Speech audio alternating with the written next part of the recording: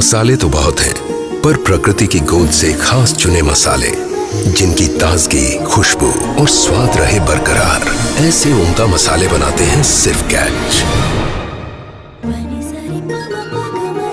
Catch का कोई match नहीं, 100%।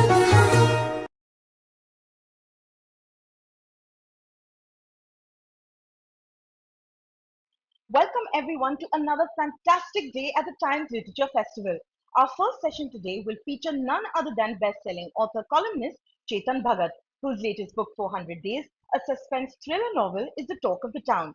In conversation will be Nandini Sen Mehra, author of Worlds Within, her debut book of poetry.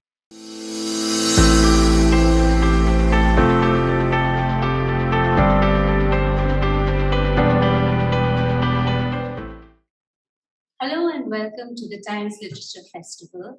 I'm here with Chetan Bhagat, who has just launched his new book, 400 Days. Hi there, guys. I'm here with Nandini Sen Mehra, who has so kindly agreed to do this. Nandini is a friend. She is a poet. She has a book out called The Worlds Within. Do check it out. And she's agreed to moderate my session virtual. We would have loved to do it live, but this year Times Lit Fest is happening virtually. So we thought at least let's be together and do it. So thank you so much. Great. I look forward to it because I think it's rare that a poet gets to grill a best-selling author about the book and about the journey. So I'm going to get grilled. I thought it's just a conversation. We'll see how it goes. Okay. I don't normally read whodunits anymore. It used to be my favorite genre, so I'm glad I had a chance to kind of rediscover that. Thank you.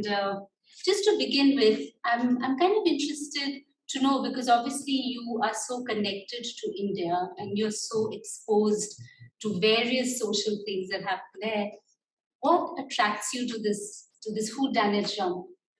Yeah, so this is a more recent development in my writing. Basically, this is my 10th book actually, and my first 7 books, all the way from 5 Point Someone to One Indian Girl, were, you can say, out and out love stories only. They were pretty much, the plot was a love story. What happens in the end? Now, I know I'm known for that. People really like my love stories, but I felt like an author must reinvent himself or herself. Especially when you've been around so long and you've been lucky enough to be read so much, people expect new things. So I said, let me add a layer to it. So there will still be a love story. I'm not going to drop love stories. This book has, in fact, you could even call it a thriller. You could call it a love story also, because I in my head, it was an equal importance. Yes. And then I said, adding a layer of thriller would be nice. It's something I don't know. So I'll learn something new. My readers will get something new. And it's a new challenge for me. Also, we live in times where attention spans are falling because of digital data. Everybody has Instagram and YouTube and all these things. So if I want to keep people engaged in a book, I need to give them more than a love story. Maybe a crime, and maybe like who did the murder or what happened to the child or something. And that keeps people reading. As simple as that. Interesting. I mean, this is what also I think about, because when you become this popular, do you keep your audience in mind when you write? Do you kind of keep their social milieu, their sort of reference points in mind? Or do you just write a story to explore? Let go of your angst and emotion. I think it's a balance, Nandini. I think it's like, it comes down to a balance. I would be lying if I say that I purely write what comes to my head, because I know everybody's gonna, like, people have to enjoy my books, because it's, if you are going to be read by every corner of the country, then you want to make sure you don't disappoint them. My readers have remained with me, literally. They've grown up with me. I've grown up, I've grown older, they've grown older. So they trust me that I'll come up with a book which is interesting and relatable to them. Now, Yes. So I may be 47 now, but when I started, I was younger. But my characters are still not 47, like the lead protagonist. That's a good example, right? And that's because a lot of readers are not. But having said that, does it not have my genuine feelings? It does. I do fear, for example, in this book, a big issue is, are our children safe from the internet? Because all kids today have phones, and especially to become a necessity in COVID, you are doing school on a phone. So we will not let our children talk to a stranger over the balcony. We'll never let that happen. Yes. But do we have any idea who's talking to our children on their phone from anywhere in the world? And if you think about it, it's a very scary thought. And we are not doing enough. we keep them safe, like in the park, in the school, in the home, but on the phone, who's manipulating? So that was a genuine thing in me, and I thought I'll bring that out. So that's very key plot point of this story. That and the relationships today are not what they were. I think earlier it all may seem perfect, married couple, family, and it all crumbles. Inside things are crumbling. So I wanted to bring that out. So it is half for me, half for them. Interesting. And while I was reading the characters, I mean, like Saurav and Keshav, and there's something very endearing about them.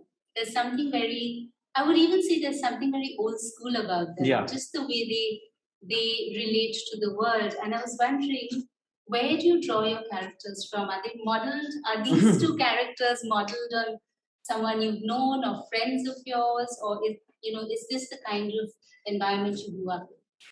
So I would say every character is a bit of me. Okay. So even Alia. No, the male one especially, but even Alia. Yes, even Alia. In a way, it's a very interesting question you asked about the female characters, but definitely the male ones. There is a part of me, a sliver of me, my personality, which may become a character. Plus, based on some other people I've met. So Saurabh, for instance, who has a big foodie, who loves food, and he's always trying to lose weight. In this book, he's trying to lose weight. Yes. The previous 2 weeks, he was just eating. That's me. That's me. I could relate, because I see you going on your runs every day. I could relate yes. to that whole fitness. So Nandi is also a neighbor. So so that is me. I have my good fitness phases and bad fitness phases. Like all of us. So that part is that personality. Keshav's insecurity about himself, self-doubt, despite being very competent, despite being very good, his desire to follow his passion, to open a detective agency, which nobody would do right now in a way. It's unusual. So that is something to do with my own career choices that have been. So in a way, as you grow more experienced in your writing, you learn how to make characters which are based on you, but a reader can't tell. Right. Keshav is living for his passion, and he's not really sure about that. And people around him are saying, why are you doing this? Do the IPS, take up a job or something. It's similar to the phase I went when I was thinking to be a writer. So it's different. It's detective agency versus writing, but it's similar too. So the characters are emanating from me. You asked about the girl character. I have a question about the girl character. Okay. Right. Of course, Alia, I found such a multi-dimensional character, right? And I really enjoyed the fact that, she doesn't fit a stereotype. And I was wondering whether you think that it is kind of come of age where your audiences can accept a female character who's not just bound by the roles she plays. She's not just a mother, she's not just a wife, and she's sort of more wholesome and complete in that way, because her faults or her flaws or whatever it is, she kind of accepts all of them, and even her conflicts are very relatable. Yeah.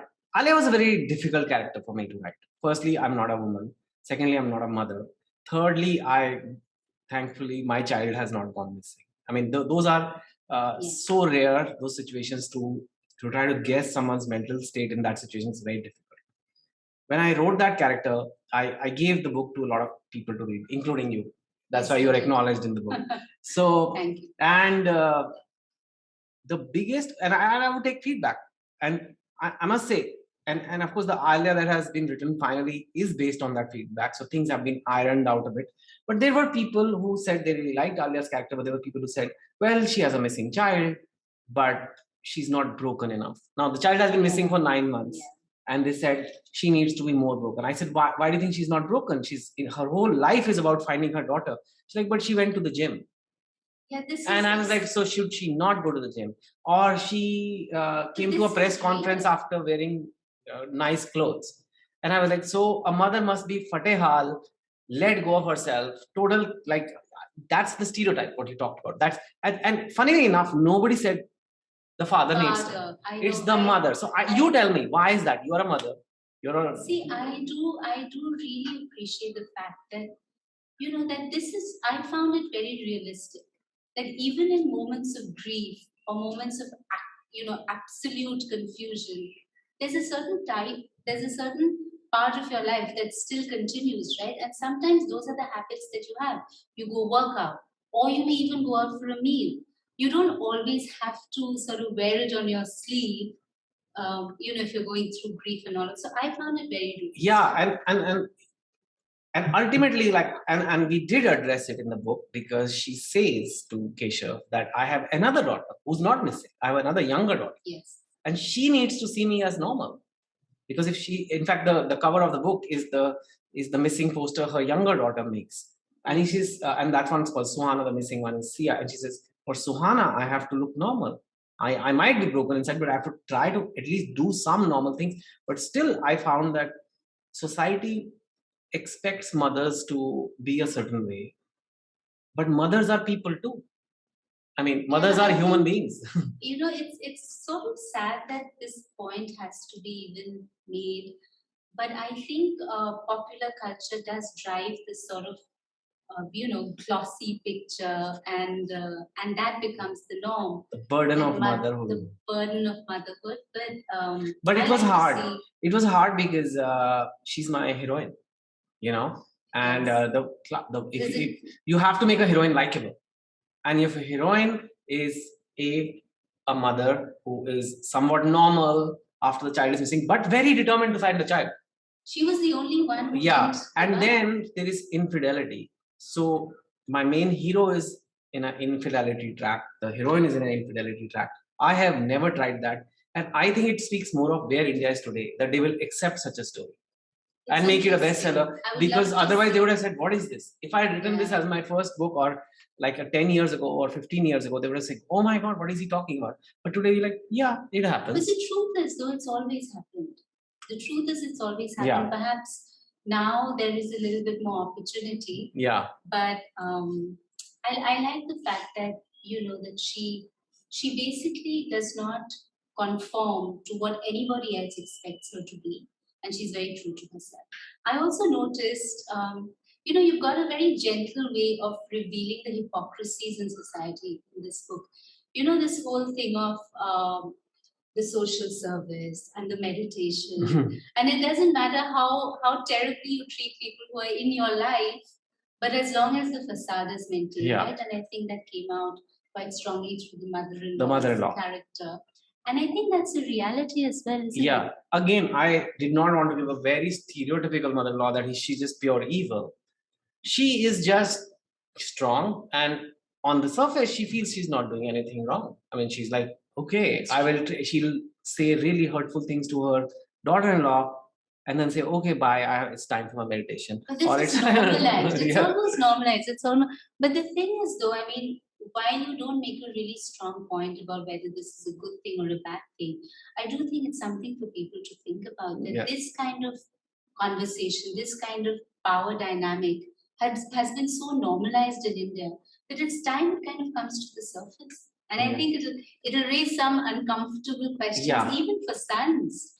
Absolutely. Who look at this dynamic play out in their homes and either feel powerless or. And this is, I think, more universal, because my mother-in-law is not going to beat up she's not beating up or lighting her bahu on fire or anything. It's not like that at all. But it's the jabs, it's the taunts, it's the love being given to the other daughter-in-law's child more. It's all of those It's those dynamics that minor play little out. things that really exist all through in society, and I hope people will pick that up. I'm sure they will. In fact, I found this quite interesting in the way the characters relate to each other as well. Obviously, the romance that you speak of, without giving too much away. Yeah.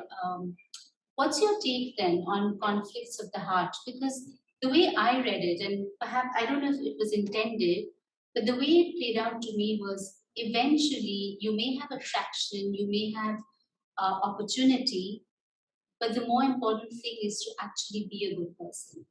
Yeah. And sometimes that cannot lead to just where your heart takes you. Yeah, see, infidelity is a big one in Right. any society. It's not a minor issue. It's a very big issue. But there have been times, there have been ages society has gone through where infidelity is painted in a full black brush. I mean, people have been stoned. There have been Sure. societies where people are Yes. stoned to death for Scarlet adultery. letter and all of that. Yes. Yeah, and in the Taliban societies or whatever. Now, I don't think I wanted to present it as white, because it is not white. Infidelity is not a good thing. But it may not, sometimes in certain situations, it may not be a pitch black moment too. Sometimes things just happen. And when we say things just happen, it means that it was sort of justified in the moment, maybe. And I'm just trying to push that envelope a bit. At the same time, I'm not endorsing it. I'm not saying it should be the norm. I'm not even saying I know the answers, but I know that it happens. And I'm just trying to explore why it happens. Yes, I think, I mean, human beings are fallible, right, in various ways. And just brushing it under the carpet or just labeling it doesn't really take it away. No, So, but it's a very big tendency to, I mean, for me to write about it and give it to my main, it's okay if it's a side plot. did But you think about oh whether you yeah, wanted I mean, to what go am I there doing? or- Like if immediately my, a woman with a missing child is having a romance with her detective. I mean, it is crazy that now how do you judge this lady? On one hand, she's trying to find her child. On the other hand, she's stepping outside of marriage. And I thought, Maybe even that kind of is understandable, isn't it? Like when your emotions are so. in fact, he was the only hope. The skewed. idea is that nobody was helping her. Keshav is the only guy helping her. It made sense why she would be attracted to him. Attracted, and what else? Mm. She is an ex-model. So to me, and I discussed this with my editor earlier also, to Alia's only currency, she doesn't have any power. She's not from a rich family. Her only currency is her body. And when Keshav is the guy who, that's what she used, Chetan. no, she didn't use, but she offered No, it. I think She offered it to him because she was so grateful for him, and she did not know how to thank him. And she saw Keshav is also lost and alone.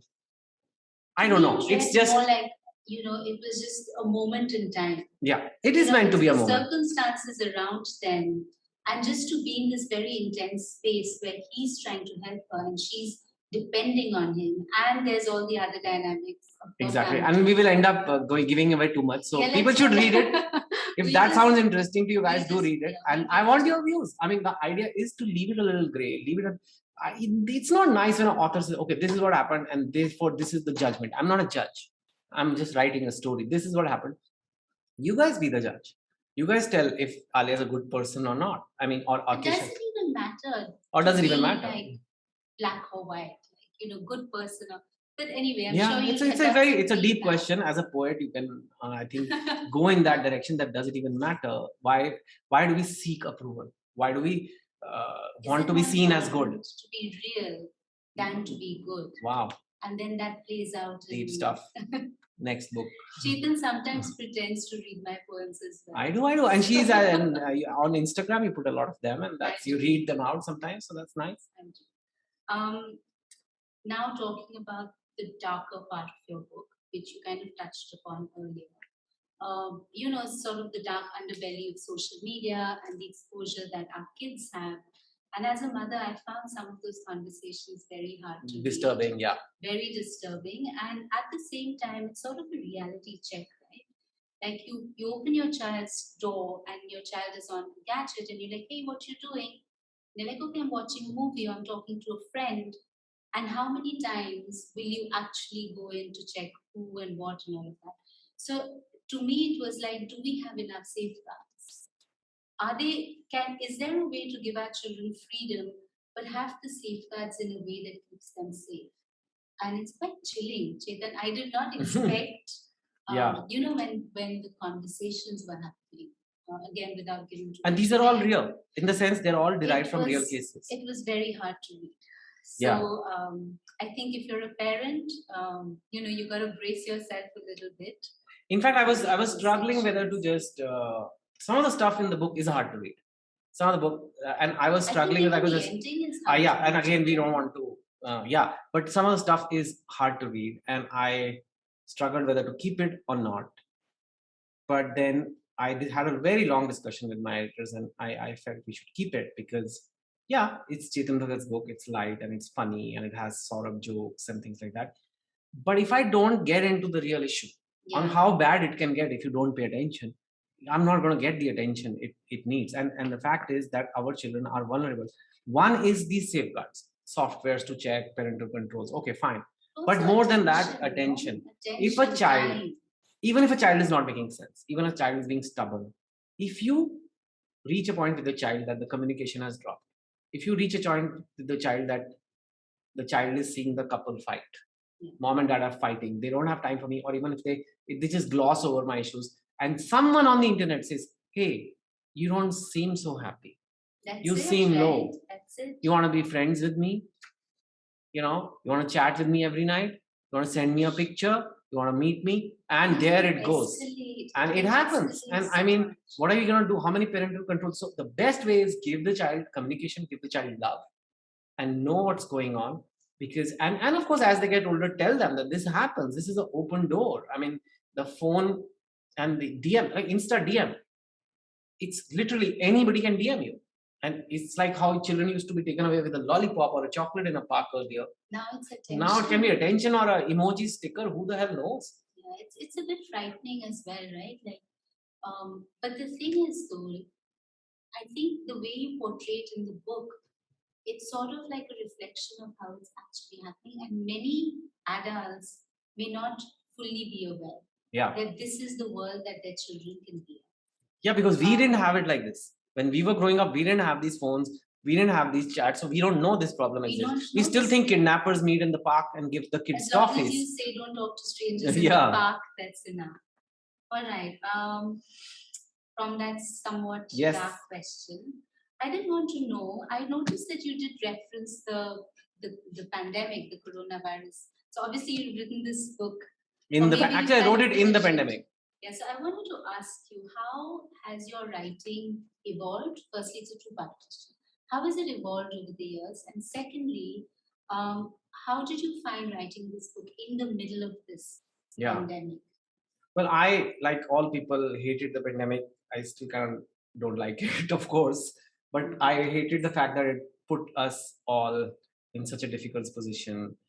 In terms of my work, everything kind of stopped. I had to stop book launches, my events, my talks, my films, everything had to. And it was then, after a few weeks of lamenting, I said, okay, I can still write. And that's when I wrote 400 Days. And I think it's a complex story. I think it is a very layered kind of story. It needs the right, spice mix, in the sense like it needs that right recipe. Like the dark stuff has to be just right, because if you get that wrong, it'll spoil the whole flavor. Yes. And if the comedy has to, because there's comedy and super dark stuff in the book, and I could have written it like this only because of the lockdown, with this kind of focus. If I was traveling, doing a talk in India, then I don't think I would have got that grip on the story of making it so layered. And it's just, I know it's come out right. I know it's my own book, I'm saying it, but I think I have after 10 books, you have a right to judge a little bit. And I think lockdown gave me the focus to write a book like this, where a missing child, mother, infidelity, all these. There are a lot of different strands to the story. So that I think that lockdown in some ways helped me create this book, which I'm very proud of. I'm happy that I could pull it off now that it's out. And because I was literally scared. What kind of heroine is this? What kind of dark stuff is this? What kind of perverted? Nothing like that has happened. People have understood the message. Yeah, because and I do think the way it's dealt with, like none of the characters, obviously apart from the incident and all of that, all the characters, I think you've managed to keep the audience's sympathy and attention without it just being very unidimensional and this one's the villain and this one's the person. That was interesting. I know you say, I don't know if you say it as a joke or if you say it seriously, but Chetan claims this is the last book. I always say that after every book. But I'm really tired. Are there more stories inside? This is a. Are we going to get another? Because or are you going to write poems now? Poems I can't. I wish I could, but poems, lyrics, songs, I wish I could, but I can't. But I say that after every book, and this one I've written like in a little bit extra focus. My last book came only 1 year ago. So 9th book to 10th book was the 1 year gap. All of the books have been 2 to 3 year gaps. That's because of lockdown. I was able to do a book faster.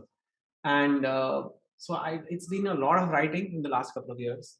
And I think I would like to stop for a while at least. And that could be to do other things. It could be to do my YouTube channel, to do some motivational stuff, to work on myself. And yeah, I've just been writing a lot. And I think even though we love this, it's very draining.